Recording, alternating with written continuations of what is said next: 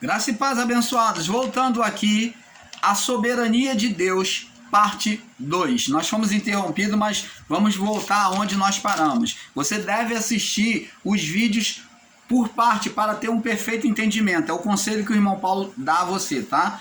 Então, abençoado, nós falávamos de que o caso de Ciro foi um caso...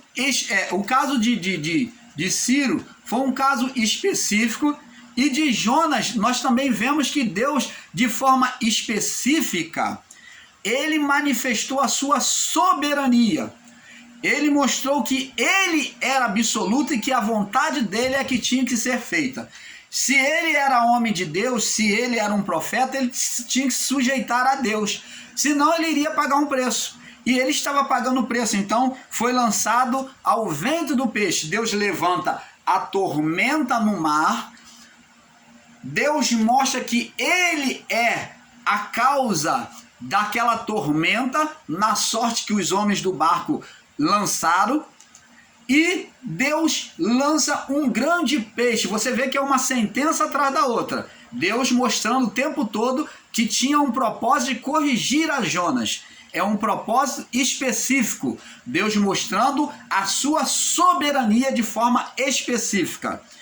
Então, ali... Agora, quando o grande peixe engole a Jó, somente quando Jó se arrepende, confessa para Deus que ele reconhece a Deus, ele se arrepende lá no ventre do grande peixe, e ele se arrepende, é que Deus faz o peixe vomitar Jonas aonde? Lá nas praias de Nínive. Então, ele agora, quando chega agora na praia, o peixe vai e joga Jonas, vomita a Jonas nas praias já próximo a Nínive, em Tarsis, né? Em Tarsis, próximo a Nínive. Então, Jonas agora compreendeu que Deus é soberano, mas falta ainda.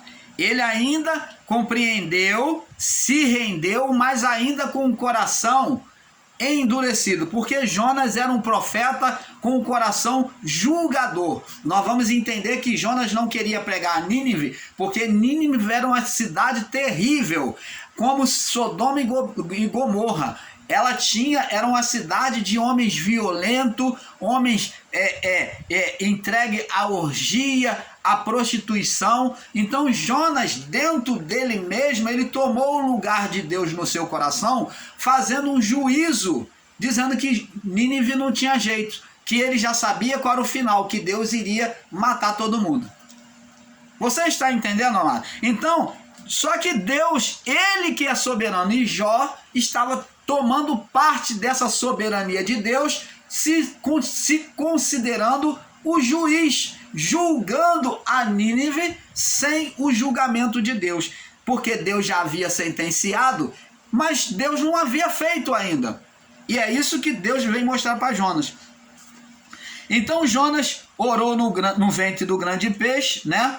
E Deus faz cuspir, o peixe cuspir Jonas em terra seca, né? Falou aqui, ó, capítulo 1, verso 10, diz, capítulo 2, verso 10, e falou, pois, o Senhor ao peixe, e este vomitou a Jonas na terra. Olha a soberania de Deus. Deus deu ordem ao peixe e ele vomitou Jonas na terra.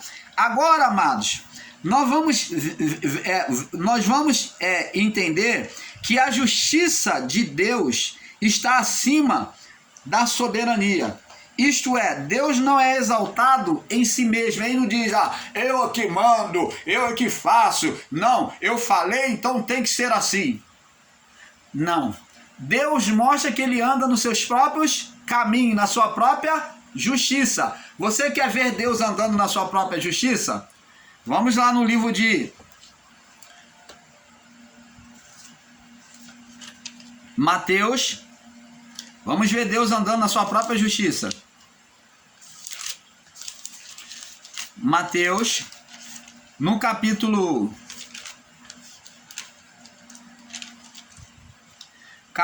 4, ou capítulo 3, no verso 13. Veio Jesus da Galiléia ter com João, junto ao Jordão, para ser batizado por ele. Mas João opunha-se, dizendo: eu careço ser batizado por ti, eu é que preciso ser batizado por ti, e vens tu a mim? Jesus respondendo disse: deixa por agora, porque nos convém, me perdoe, irmãos, porque nos convém cumprir toda a justiça de meu Pai. E ele o permitiu. Você está vendo? Quem é que estava cumprindo a justiça? O Filho de Deus, o Deus encarnado. Então vemos ali Deus andando nas suas próprias palavras. Então presta atenção. Entendemos que a justiça de Deus está acima da soberania. Deus não anda exaltado em si mesmo. Foi essa a fala do irmão Paulo. E eu prossigo em ensinar e dizer: Deus não anda exaltado em si mesmo. Ele não diz: eu sou o bambambam, eu que faço, tem que ser do meu jeito. Não. Mas ele anda dentro da sua própria lei. A lei do Senhor é que faz com que ele venha julgar a nós, é com que ele venha dirigir os nossos passos. Então, e diz aqui, ó, isto é, a justiça está acima da soberania, isto é, Deus não é exaltado em si mesmo, mas a sua exaltação, mas sua exaltação está na manifestação da justiça. Vamos ver lá. Vamos ver que a exaltação de Deus está na manifestação da justiça. Vamos ver essa justiça sendo exercida em Isaías 38. Vamos ver. Vamos ver Deus determinando. Deus é soberano. Ó, vamos ler Isaías 38, verso 1. Naqueles dias, Ezequias adoeceu de uma enfermidade mortal, de morte. E veio a ele o profeta, o homem de Deus, né, filho de Amós, e lhe disse: assim diz o Senhor. Assim diz o Senhor. Foi o profeta que estava dizendo? Não. Ele falou o que Deus mandou ele falar. Põe em ordem a tua casa, porque morrerás. Ó, põe em ordem. Ó, prepara tudo que você tem que preparar, põe em ordem. Conversa, deixa tudo tratado entre a família de vocês, com quem vai ficar, reparte os bens, põe em ordem tudo, do jeito que você quer, o desejo do seu coração antes de morrer, porque põe em ordem a tua casa, porque você morrerá, Ezequias, o rei Ezequias, você morrerá e não viverá. Sabe o que significa a palavra morrer e não viverá? É a afirmação de que não tinha escapatória. Você não tem jeito, você vai morrer, não tem nem recurso para você. É isso que Deus está dizendo aqui. Põe em ordem a tua casa, porque morrerás e não terá mais jeito, não viverás. Então virou Ezequias o seu rosto para a parede e orou ao Senhor. Olha só. Deus já havia, o Deus soberano, a soberania já havia determinado que ele iria morrer.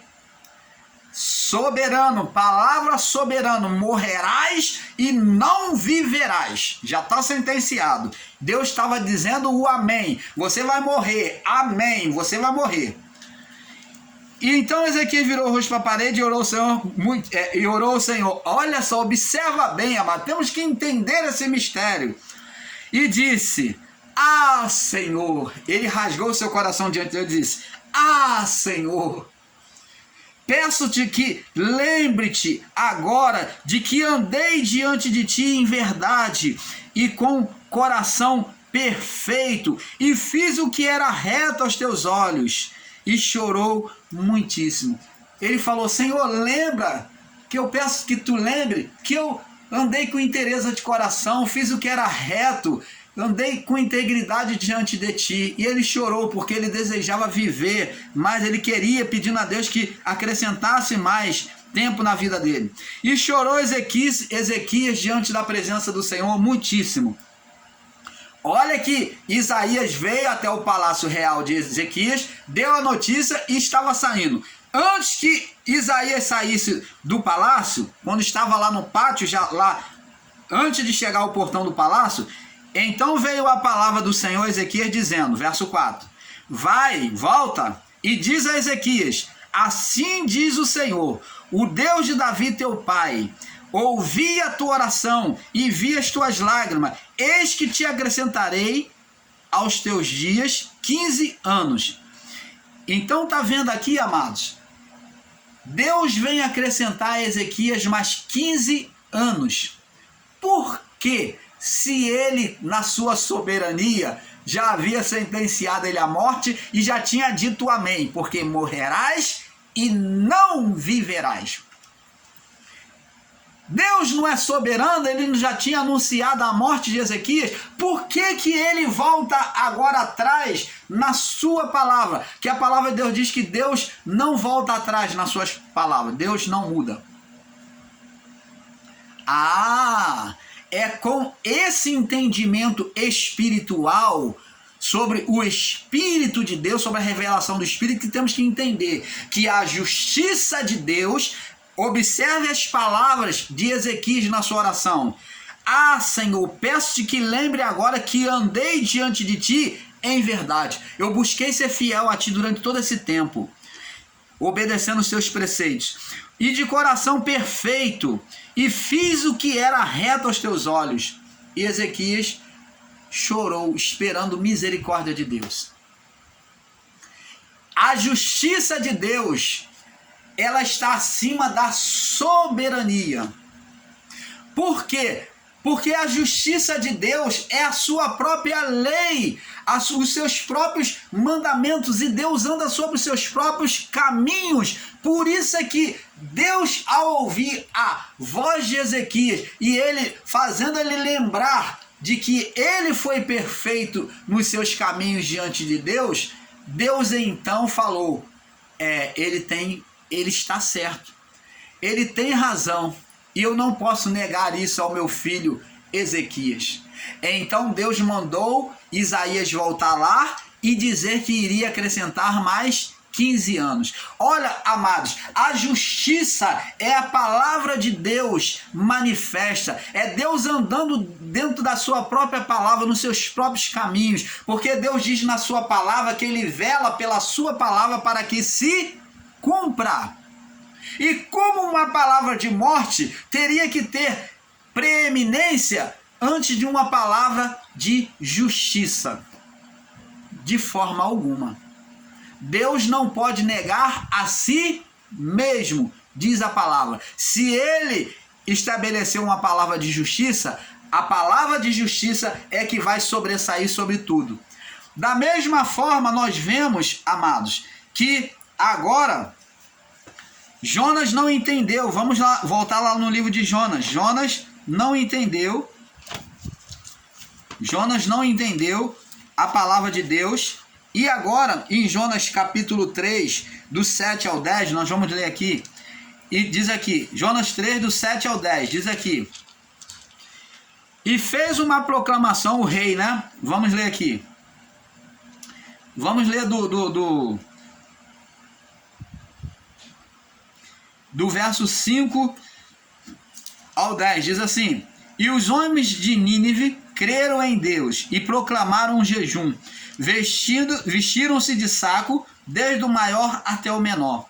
E esta palavra chegou também ao rei de Nínive, que se levantou-se do seu trono, ele deixou o seu trono, retirou de si as suas vestes e cobriu-se de saco e sentou-se sobre a cinza. Você imagina um rei se submetendo a uma ordem de um profeta e toda a cidade botando até os animais para jejuarem. E fez uma proclamação, o rei divulgou uma proclamação em Nínive pelo decreto do rei e dos seus grandes, né, dos seus subordinados, dizendo: nem um homem, nem animais, nem bois, nem ovelha provem coisa alguma, nem se lhe dê alimento, nem lhes dê alimento, nem bebam água, mas os homens e os animais sejam cobertos de saco. Até os animais foram cobertos de pano de saco. E clamem fortemente a Deus e convertam-se cada um do seu mau caminho e da violência de suas mãos, porque o povo de Nínive era um povo sanguinário, um povo violento, além dos outros pecados de prostituição.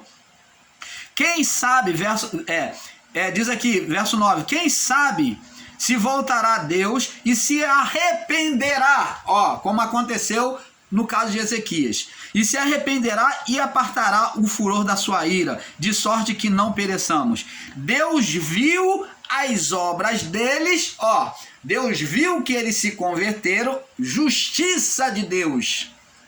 A justiça está acima da soberania, porque somente pela justiça é que Deus é soberano.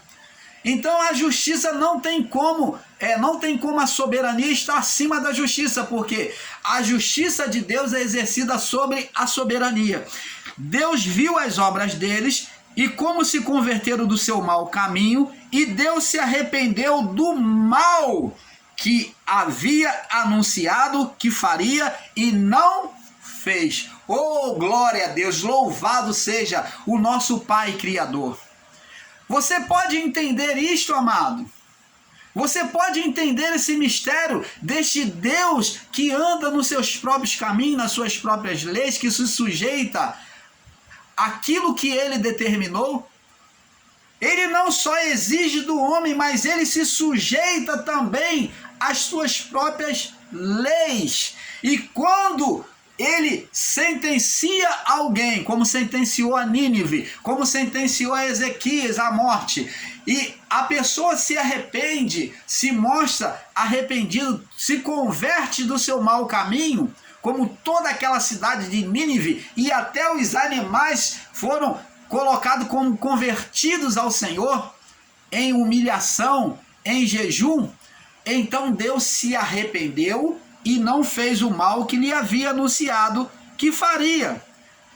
Mas Jonas, amado, mas o profeta Jonas, um profeta com um coração como muitos que se dizem ser homens de Deus, ensinador em graça, e principalmente no sistema religioso, não aceita o amor, não compreende o amor, a justiça de Deus, que a misericórdia excede acima de tudo. Deus, ele acima de tudo, ele é amor, é um Deus misericordioso. E Jonas não entendeu. Jonas, quando viu que Deus não fez o mal que havia de fazer, Jonas ficou triste.